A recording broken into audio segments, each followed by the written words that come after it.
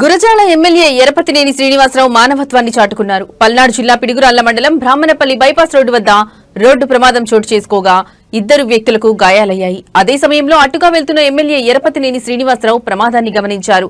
వెంటనే తన కాన్వాయ్ ని ఆపి బాధితులను అంబులెన్స్ ఎక్కించి ఆసుపత్రికి తరలించారు.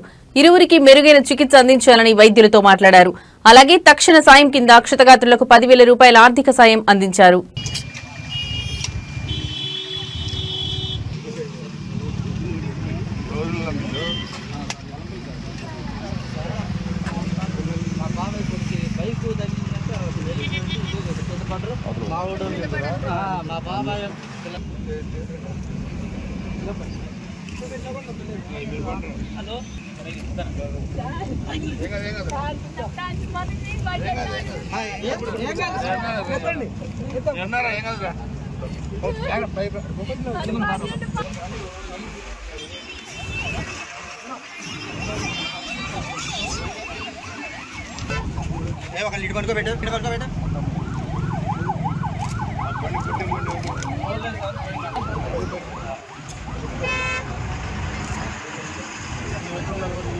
ఫోన్ చేసి మా మాయ ముందు వచ్చేసారు. మా అమ్మగారు